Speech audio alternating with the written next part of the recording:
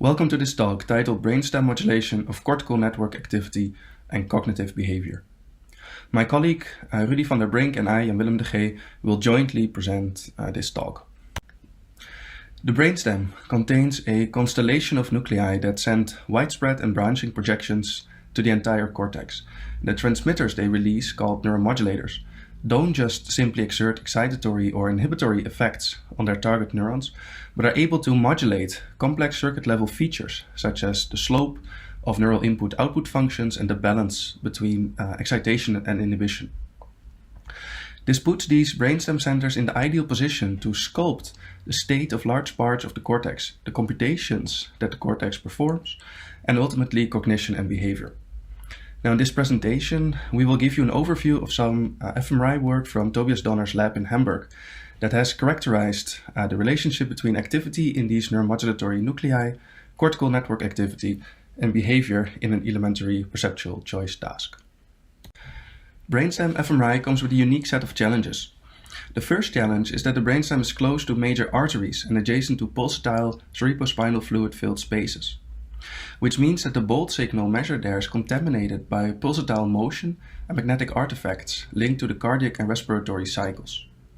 Now, a powerful way to deal with this is to measure these cycles during scanning, assign phases to each image in the bolt time series, and regress out their effects. For maximum precision, this can be done in a slice-wise manner. Now, this procedure is called retrospective image correction, or retro-ICOR. On the left, you see an example time series of a brainstem voxel before in blue and after retro-ICOR in red.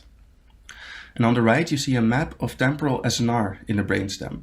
And this shows that retro-ICOR improves the signal-to-noise ratio, especially in regions close to the edge of the brainstem, which happens to be where, for example, the noradrenergic locus coeruleus sits. A second challenge is that the various brainstem nuclei are super tiny, so you don't want to spatially smooth your measurements, as this would remove any specificity.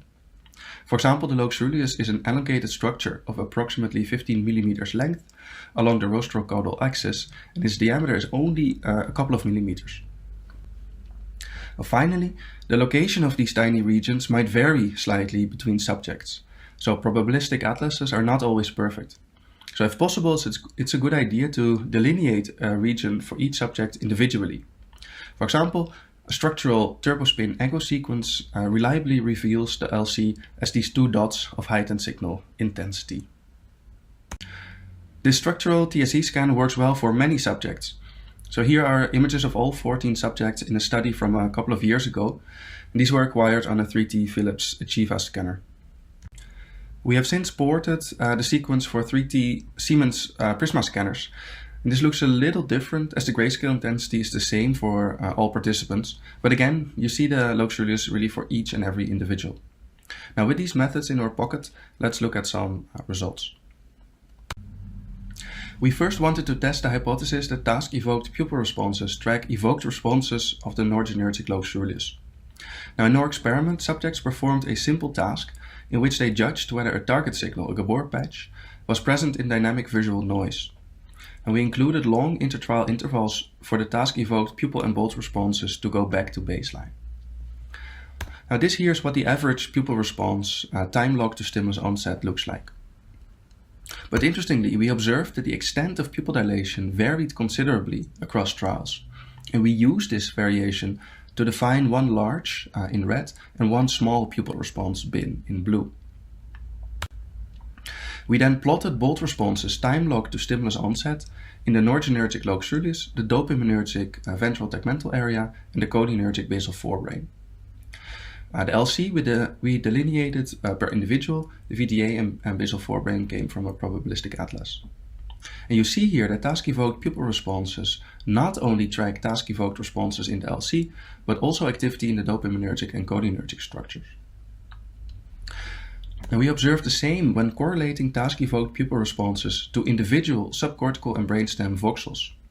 So here you see the various arousal systems lighting up, and except superior colliculus, really not much else. This figure here also highlights the big advantage of fMRI over, for example, invasive working in animals, which is really the ability, right, to measure activity in multiple regions at once. Now the picture here is also highly consistent with single unit recordings in monkeys and 2-photon imaging in mice from the last couple of years.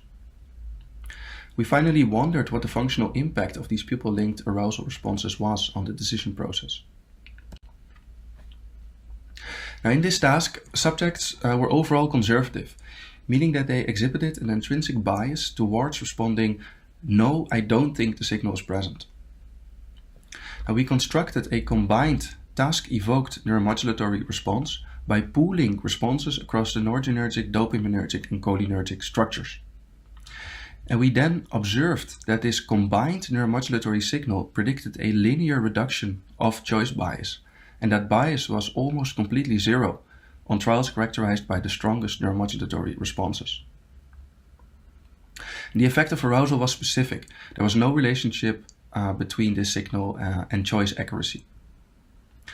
Interestingly, although activity in the colliculi, so the superior and inferior colliculi, is also correlated to pupil size, including in our own data, this activity did not predict changes in choice behavior. We used the drift diffusion model, an established model of decision-making that well captures behavior in tasks like these, including reaction times, to ask whether the reduction in bias is due to a change in the initial point from which subjects start to accumulate evidence, or due to a change in a bias that might exist in the evidence accumulation process itself.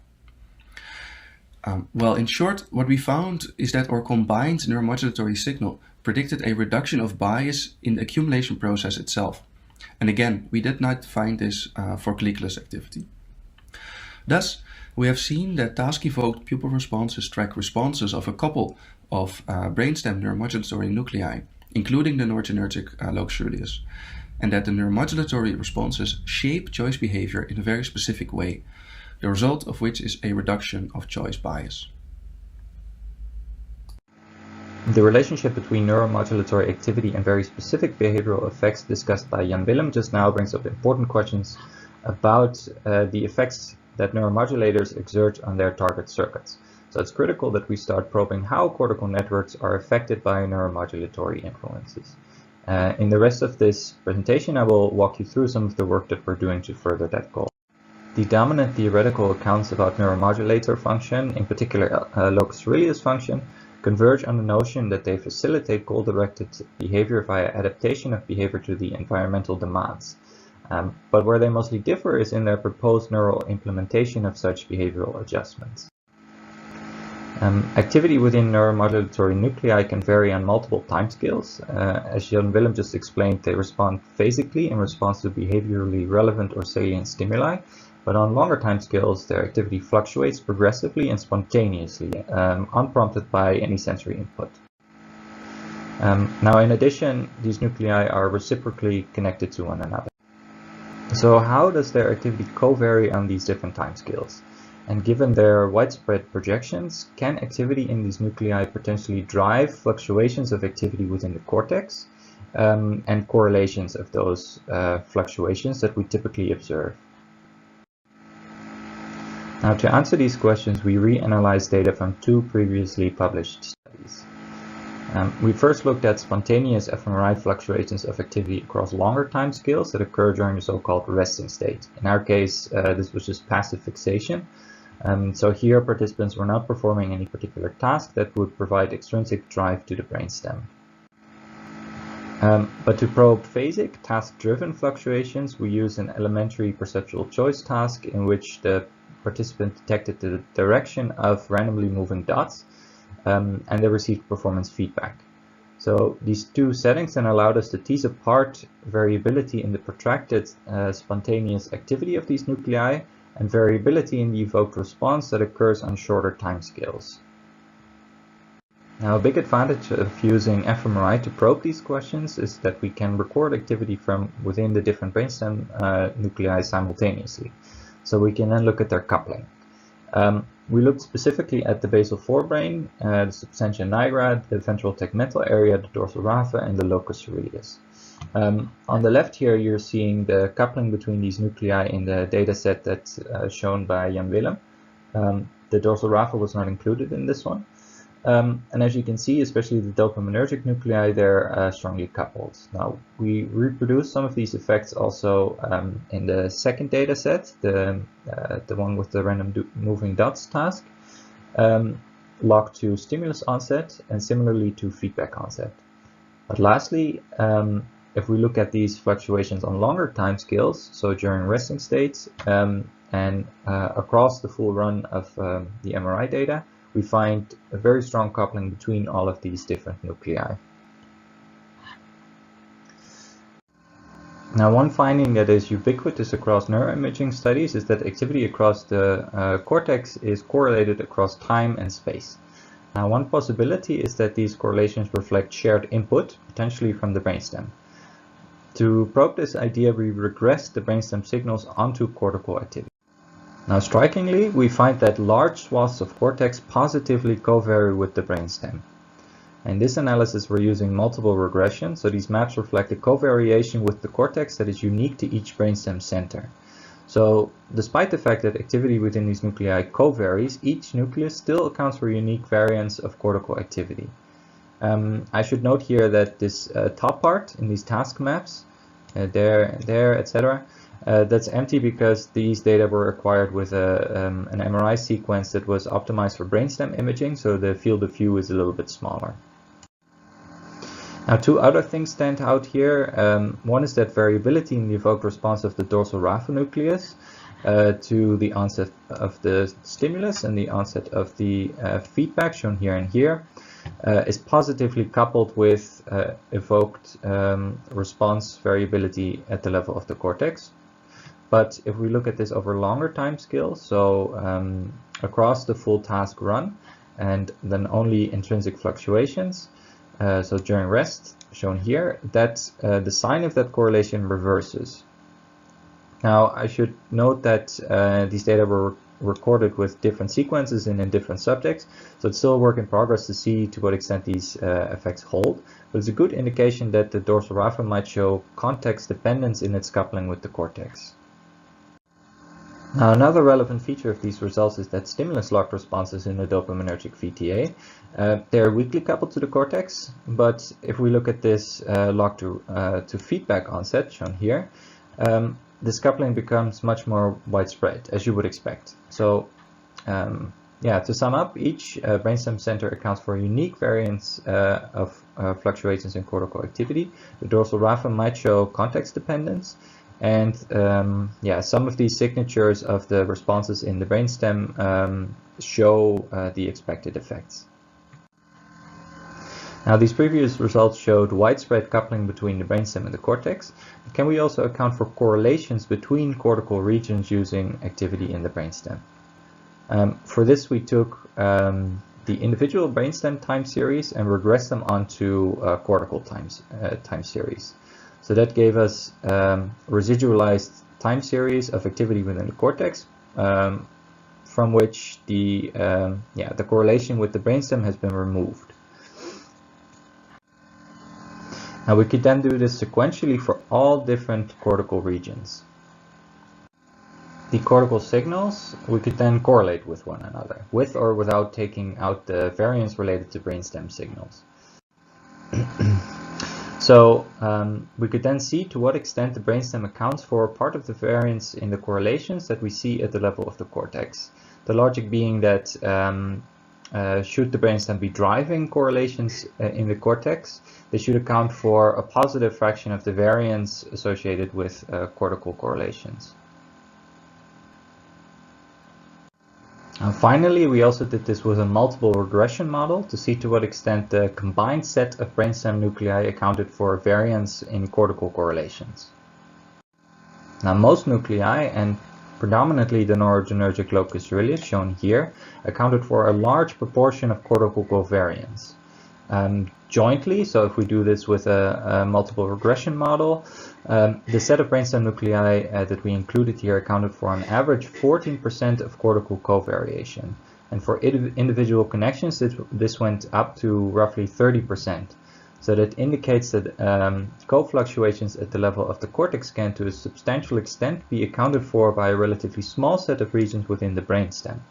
Now, it also suggests that brainstem systems might jointly be driving fluctuations within the cortex, and that in part can account for the correlations in the cortex that we observe.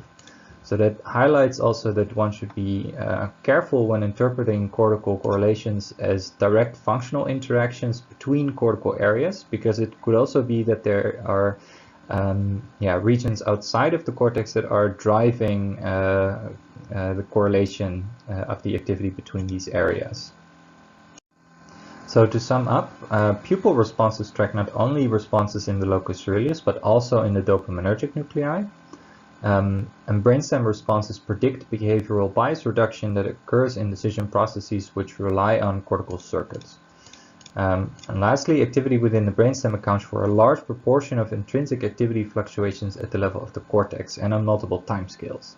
So this might be part of the reason for why correlations of cortical activity are so ubiquitous, and it suggests that neuromodulators might control widespread cortical state change.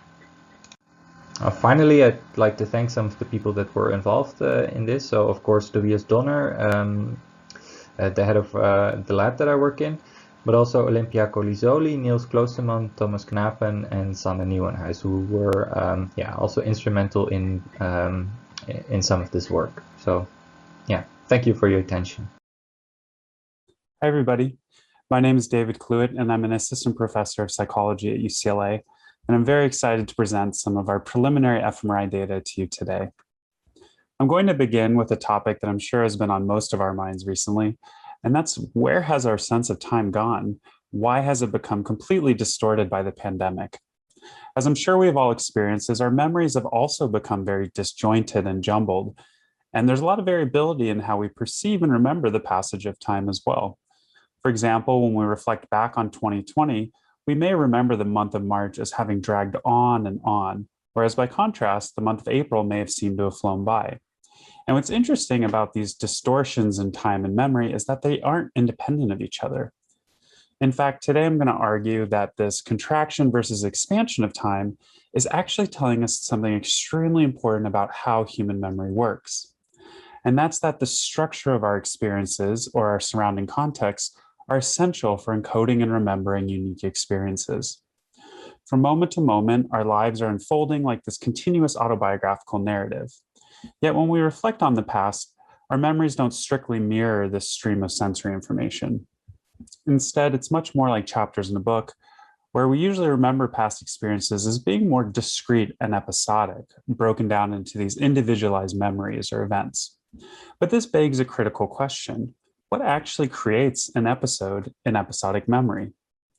Well, in recent years, it's been shown that the temporal stability of an unfolding context helps glue together the various elements of experience into these cohesive event representations in the mind. So, for example, imagine you're taking a stroll through Washington Square Park in New York. Well, as you navigate through this space, different stable features in the environment, such as the green of the trees or remaining in the same space for a period of time, are going to help give rise to this event representation of a park. However, if the context were to suddenly shift, such as stepping away from the park into a city street, it is thought that a theoretical event boundary is going to disrupt this ongoing integration process and instead separate those temporally adjacent experiences into more separate episodic memory representations. And one way we can query these effects in the lab is to examine how these boundaries influence different temporal aspects of memory. For example, it's been shown that people are worse at remembering the order of two experiences encountered on either side of an event boundary compared to two experiences encountered within a shared context, such as within the park. Likewise, it's also been shown that there's a really interesting subjective time dilation effect elicited by event boundaries, where people remember two experiences spanning an event boundary as having occurred farther apart in time than two experiences, again, encountered within a shared context like a park. And the way we think about these effects is it basically represents the brain's attempt to unlink continuous experience and push those temporally adjacent experiences into more separate episodic memory representations. And over the past years, we've accumulated a lot of behavioral evidence for these effects. However, the neural mechanisms that facilitate this event segmentation process are slightly less clear.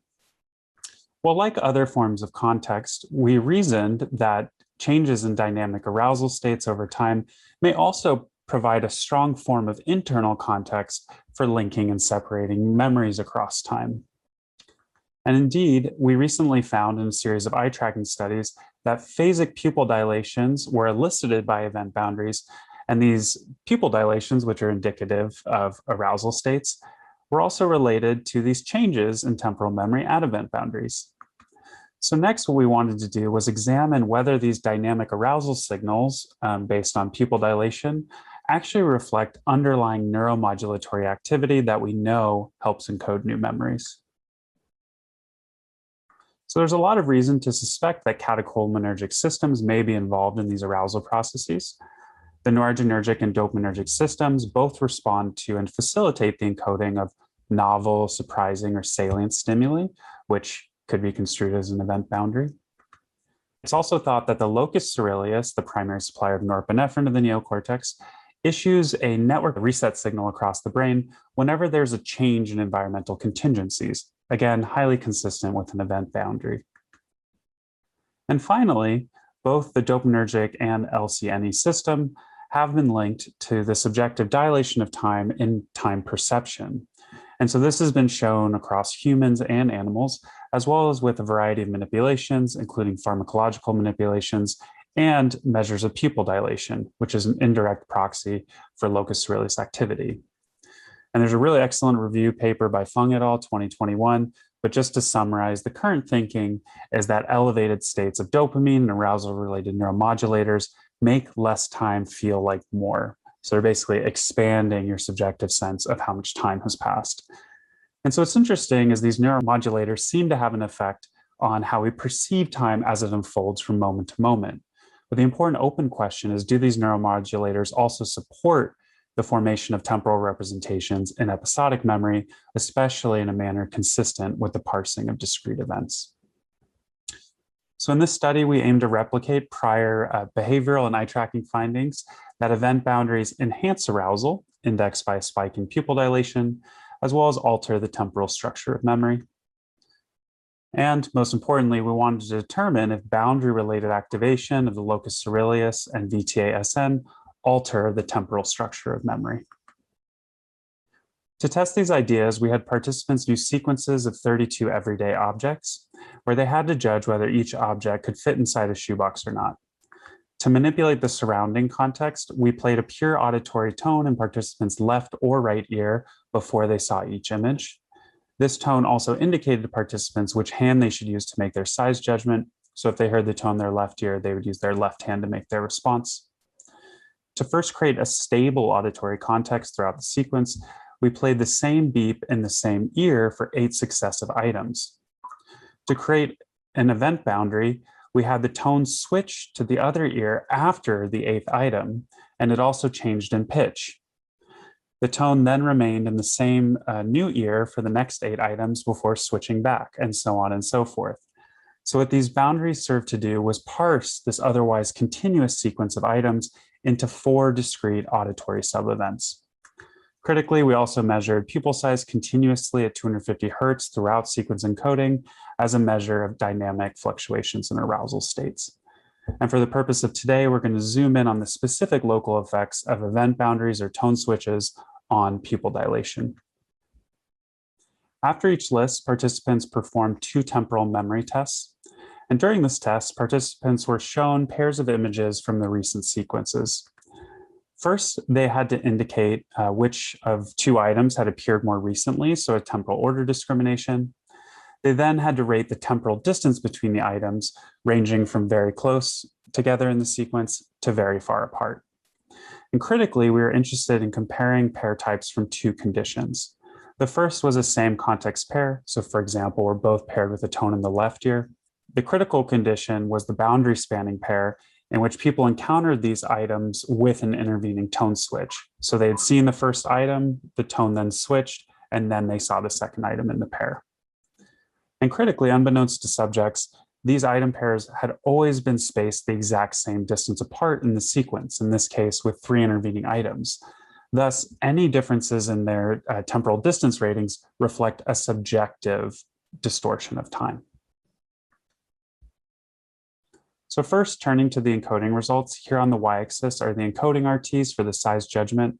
Boundary trials in blue here are going to be defined as the item appearing immediately after a tone switch, and same context items are those that appeared after repeated tones, so basically all items that weren't a boundary item. And consistent with prior work, we show that boundaries lead to this slowing in response times, which is consistent with increased attention to boundary representations. So when certain things in the environment change in a salient manner, your attention is drawn to those things, and in that way, your response times slow down. Next, turning to physiological arousal, pupil dilation is here on the y-axis, time is on the x-axis. And consistent with prior work as well, we show that these event boundaries elicit a robust and significant increase in pupil dilation compared to the same context or repeated tones. Turning to the memory data, here on the y-axis on the left is temporal order accuracy, and here on the right are the temporal distance ratings. So first, we found that boundaries led to a significant impairment in temporal order memory for boundary spanning pairs, such that people were worse at remembering the order of pairs that had spanned an intervening tone switch. And second, we found a subjective time dilation effect in subjective distance ratings, where if those item pairs had spanned an event boundary, people remembered them as happening farther apart in time than same context pairs, even though the objective distance had actually been exactly the same. So together, these results are highly consistent with this pattern of segmenting continuous experience into these discrete episodic memories. So for the fMRI analyses, we are primarily interested in how these boundaries evoke responses or activation in the VTASN and locus coeruleus. And so the important topic of the symposium is, can we actually even image activity in regions like the locus coeruleus? Well, this is extremely challenging because this region of the brainstem neighboring the fourth ventricle is highly susceptible to different physiological artifacts, including cardiac pulsation as well as respiration. And so here we wanted to balance or optimize our SNR using a few different techniques for pre-processing this fMRI data. So these are 2 millimeter isotropic voxels in the functional scans. And so first we used 3 millimeter spatial smoothing, and we chose to use some smoothing just to boost the SNR a little bit. We also, in our GLMs modeling the fMRI data, used typical noise correction, so head motion correction and correction for extreme head movement outliers. We also extracted the time course of activity for physiological noise regressors. So in this case, regressors of interest placed in prototypical CSF and white matter, which were 4 millimeter spheres drawn in M&I space based on recommendations from Barton et al. 2019. We also added a sphere for a nuisance regressor placed in the fourth ventricle, which should capture most of the cardiac pulsation-related artifact neighboring the LC. Quickly, I just want to mention these are also merged in the subject's native structural space with their tissue type probability masks, just to enhance the spatial specificity of those nuisance ROIs. Finally, we also included B0 in warping and BBR plus nonlinear registration, which provided a really good alignment between the structural and functional scans. So for this functional analysis, we performed an LSA GLM analysis in which we model every single trial, so every tone evoked and image evoked bold response in one giant GLM. So we're getting a brain contrast versus baseline for every single trial. For this analysis, we're extracting parameter estimates from each boundary tone trial from the VTSN, which is drawn from a probabilistic mask from the literature. And for the LC, I should mention we use neuromelanin MRI, which is a great technique for making the LC stand out from its surrounding tissue so that we could draw an ROI around peak signal intensities of the known location of the LC and therefore acquire participant-specific LC anatomical masks. So this is a linear mixed modeling analysis, linking the specific boundary responses in these regions to the corresponding memory results for order and distance. So here are the results. So here on the x-axis is the VTA-SN bold signal response to a given event boundary, so a single trial. And then on the y-axis on the left is order accuracy, and on the right is temporal distance, again with higher values on the y-axis reflecting more expanded estimates of time. And so first, we didn't see a relationship between VTASN activation and order accuracy. However, interestingly, we found a positive correlation with temporal distance ratings, such that the more that the dopaminergic system was activated at a given event boundary, the more expanded people's retrospective estimates of time. Next, turning to locus coeruleus activation, we instead found an interesting order accuracy effect where people showed more impaired temporal order memory for those boundary spanning pairs that span boundaries that evoke greater LC activity. So in other words, more LC activation, more impaired order memory, which is consistent with the behavioral effect that we find at the group level. However, unlike the VTSN, we don't see an effect on temporal distance ratings. So to summarize, we found that arousal-induced activation of the dopaminergic and noradrenergic systems help to encode discrete events in long-term memory. First, we found that dopaminergic system activation at these salient event boundaries leads to a subjective expansion of time and memory. And this is really exciting because this is highly consistent with what people have found in terms of time perception, so how we perceive the passage of time as an event unfolds. So it seems to be the case that elevated levels of dopaminergic activity aren't only expanding time perception, but encoding that expanded representation into episodic memory. By contrast, we found that LC activation of event boundaries was more related to the impaired temporal order memory that we observed spanning event boundaries. So in this case, people were worse at remembering the order of pairs of items spanning an event boundary if LC activity was greater at those event boundaries. And so together, this is really interesting because it suggests that different catecholinergic systems support different aspects of event segmentation and episodic memory. And circling back to the beginning, this is also interesting because it suggests that things that stimulate these neuromodulatory systems like novelty and excitement, event boundaries in general, are what are going to increase the memorability of experiences. So during the pandemic, it's important to get outside, experience novelty, activate these systems because memory is organized around change. To conclude, I'd like to thank my collaborator, Leila Davachi, as well as our funding sources, and I really look forward to your questions. Thank you. Welcome, everyone. My name is Heidi Jacobs. I work at MGH and at Maastricht University. I would like to thank the organization of OHBM and Dr. Verónica Mäki-Marttunen and Beth Lloyd for organizing this amazing session. I have nothing to disclose. The two main pathologic hallmarks of Alzheimer's disease are the accumulation of extracellular beta amyloid proteins that aggregate and form plaques, and the intracellular hyperphosphorylation of the tau protein that clumps together and forms tangles. Now, there's something very interesting about the topography of these proteins that has resulted in two staging schemes that can be applied to the majority of our patients.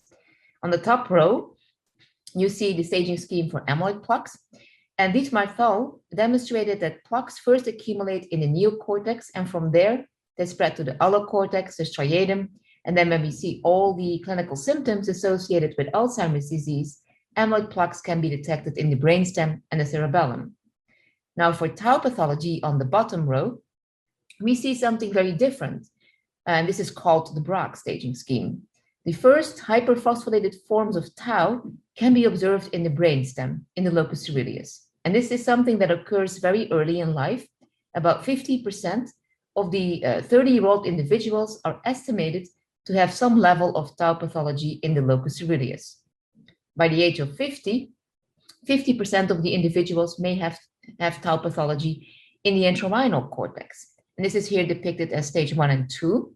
And then, as soon as amyloid kicks in, tau pathology can be observed in limbic regions and later also in the entire neocortex. Now, these observations and these staging schemes are important because they tell us that if we would be able to measure these early pathologic changes in the locus coeruleus, we may be able to improve the early detection of Alzheimer's disease at a time when amyloid and cognitive decline are still absent, but we would also be able to increase the success of treatments that are trying to delay this disease as early as possible. Now, the locus coeruleus is not easy to find. It is located in the pons of the brainstem at the lateral edge of the fourth ventricle.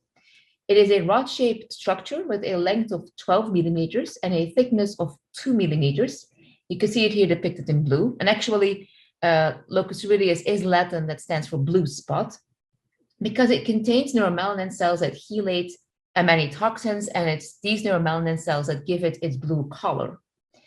And the locus coeruleus is not only difficult to visualize or to see in postmortem data, it's also very hard to visualize it in MR data. And so together with Dr. Kenneth Kwong at MGH, we went through all the published protocols and we tried to optimize the turbospin echo sequence in such a way that we would have a short acquisition time so that we could easily include the sequence in many larger scale studies, but also in clinical populations, and also that we would have a reliable signal in the majority of our individuals. And here you can see the images of our turbospin echo sequence that we ended up with, and this is at 3T. And we collect here 4 averages of 6 slices within approximately 3 minutes.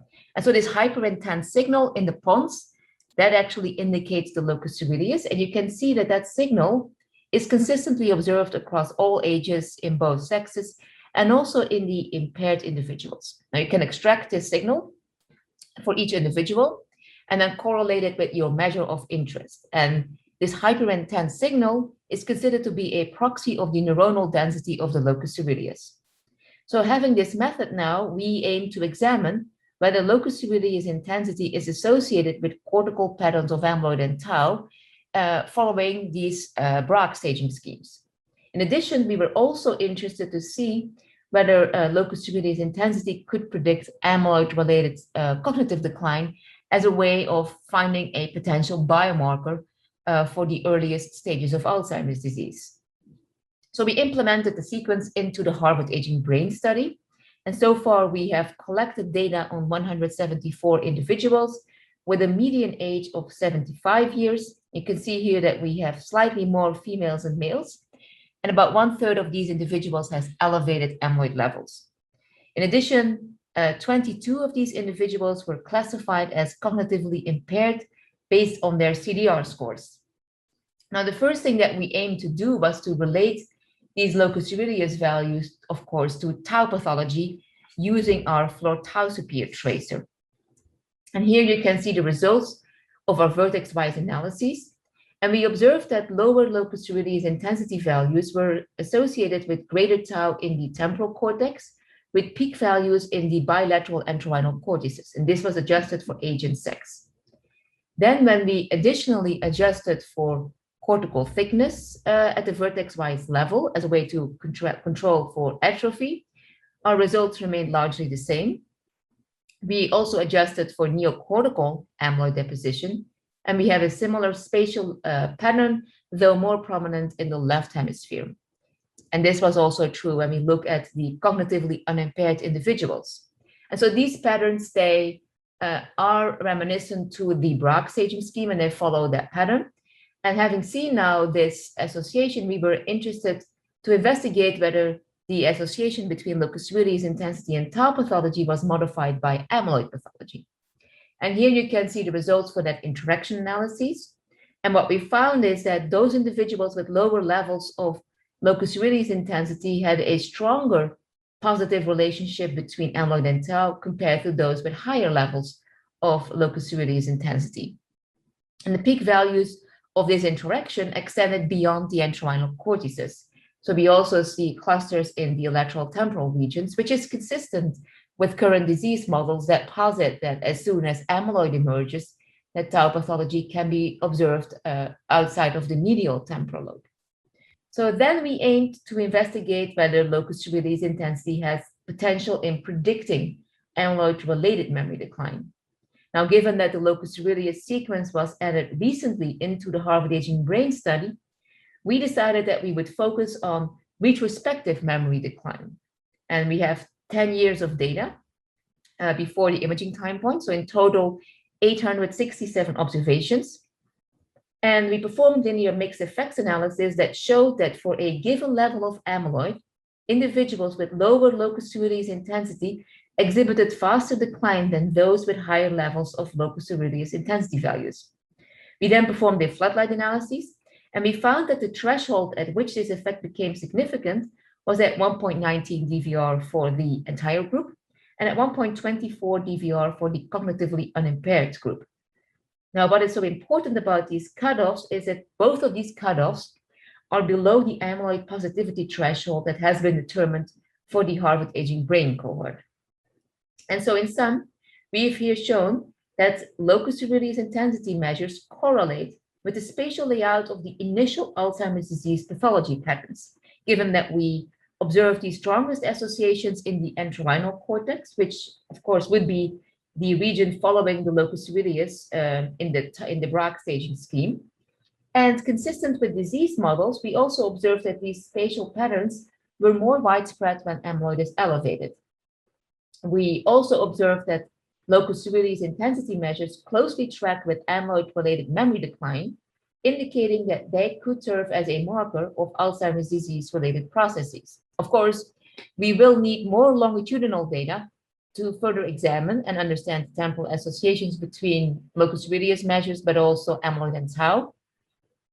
And of course, if you want to understand differences across the locus coeruleus rostral-caudal axis, where some evidence of postmortem data came in, we need to look at high-resolution locus coeruleus data involving 7 Tesla imaging.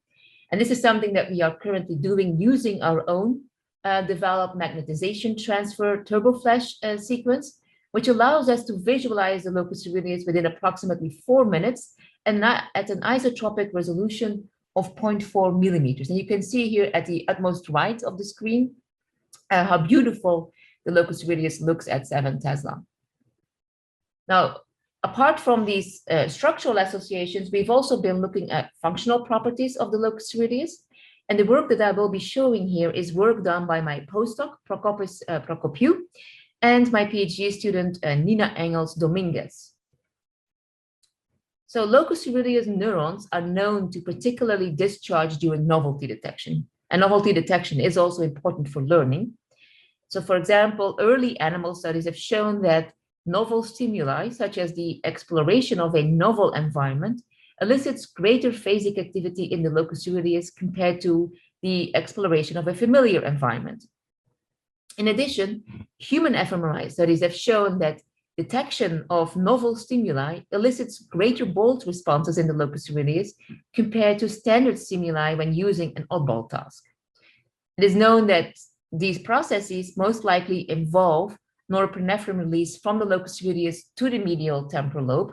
And as I've just shown you in that connection, that these projections between the locus coeruleus and the medial temporal lobe are particularly vulnerable in the context of Alzheimer's disease. And so here we aim to investigate both locus coeruleus activity as well as functional connectivity between the locus coeruleus and the medial temporal lobe during novelty.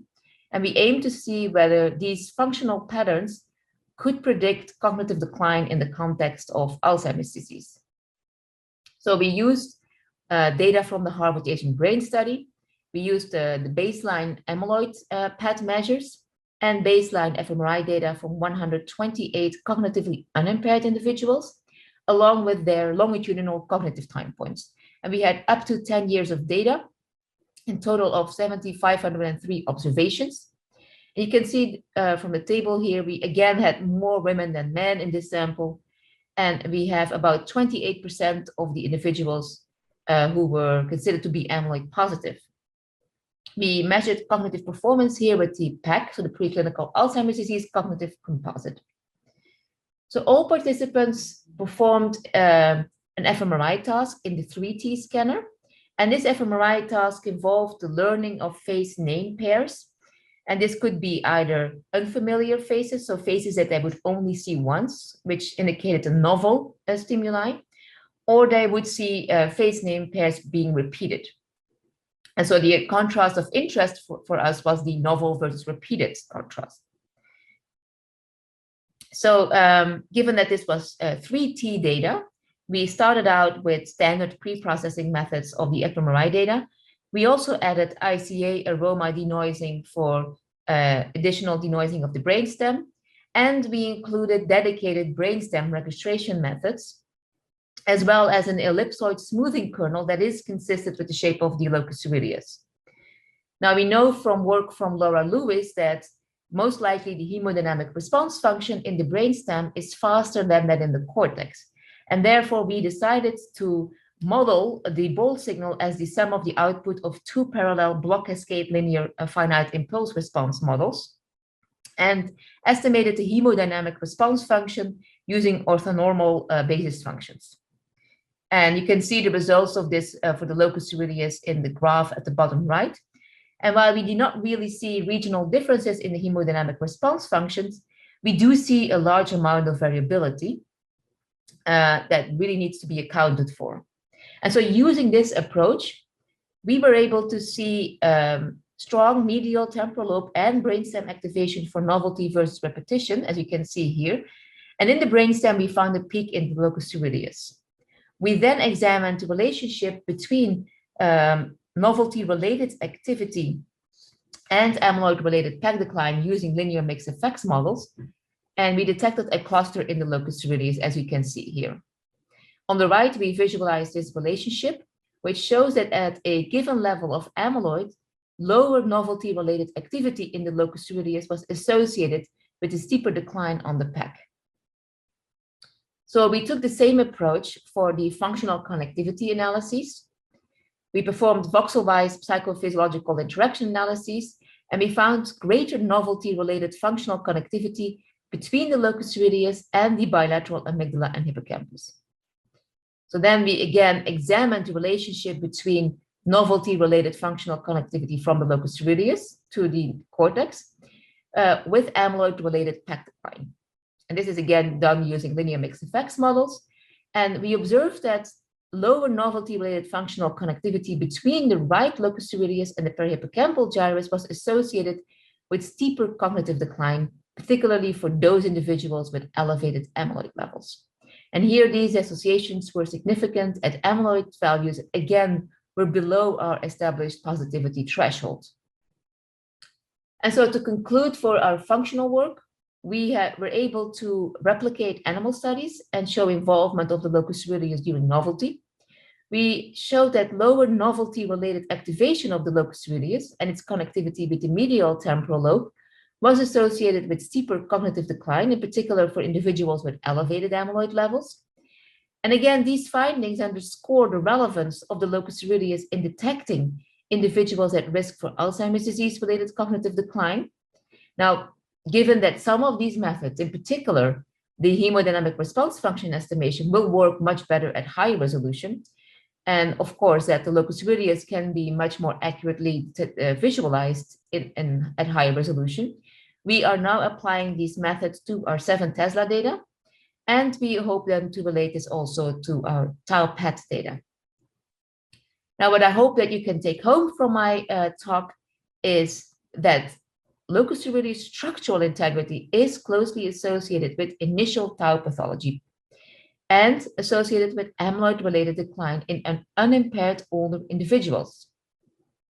Lower novelty-related function of the locus coeruleus can also predict amyloid-related cognitive decline in unimpaired older individuals. And so together, both of these findings support the locus coeruleus as a promising indicator of initial Alzheimer's disease-related processes that potentially can predict subtle changes in future cognitive trajectories of preclinical Alzheimer's disease.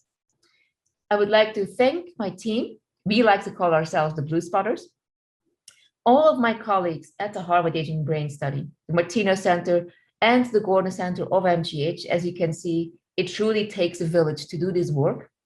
We are looking for postdoctoral researchers to join our team on brainstem imaging. So if you are interested, please feel free to reach out to me.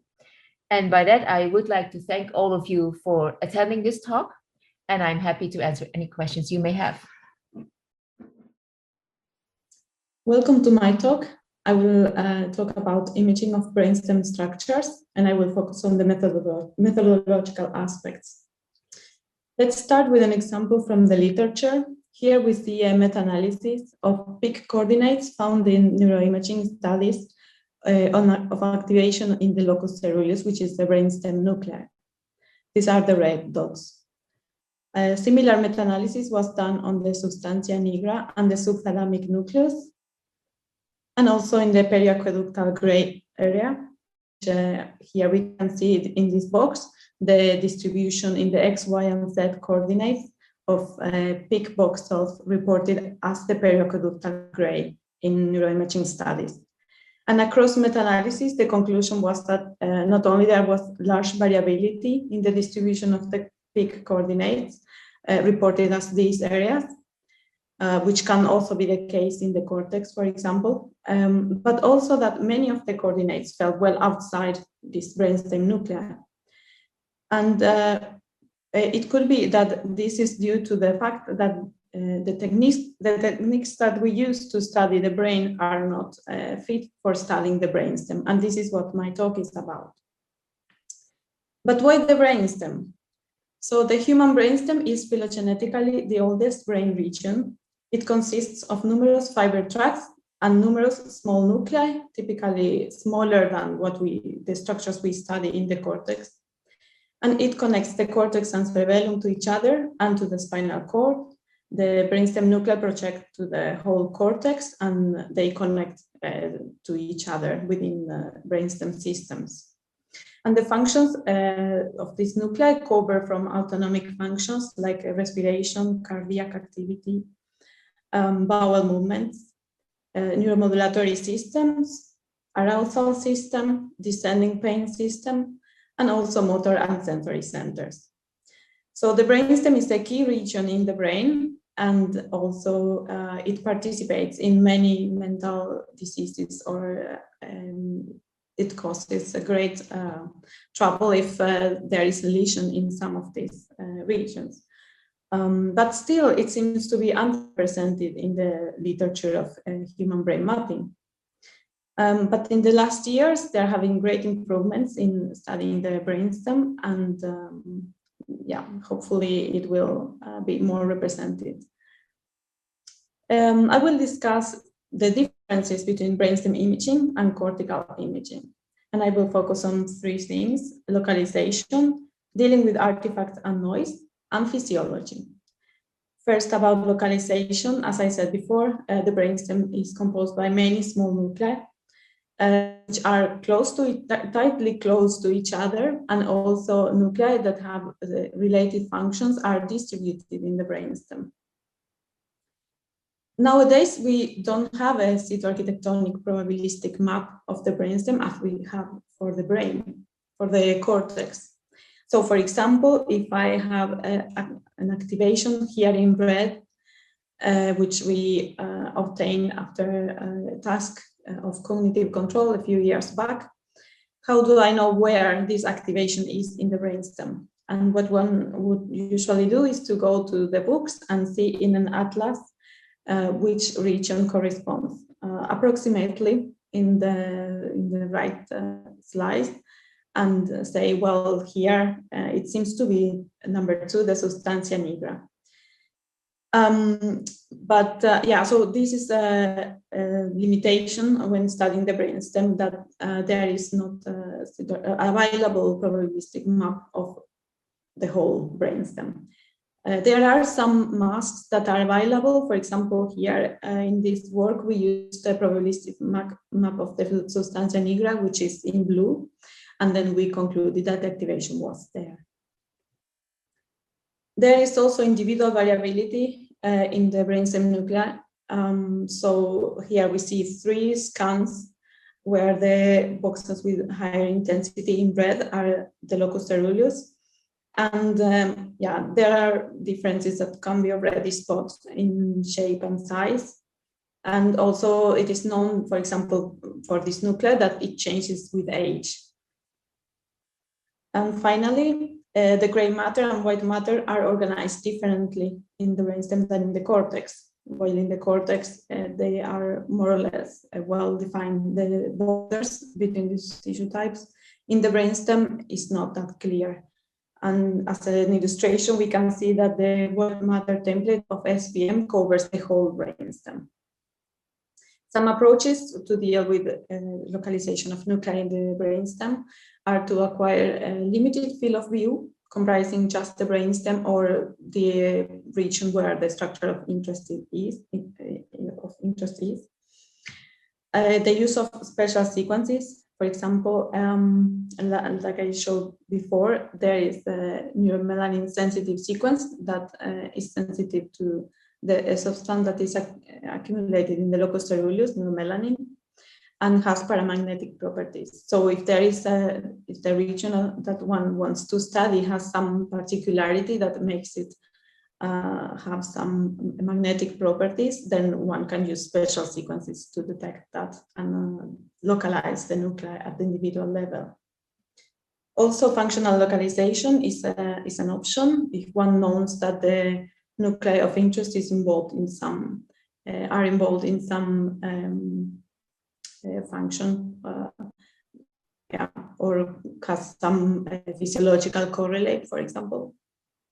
So for the locus coeruleus, we compare in a recent paper the localization based on this neuromelanin sensitive sequence, which is a structural sequence, with the functional localization of the nuclei using independent components, the composition of the resting state signal.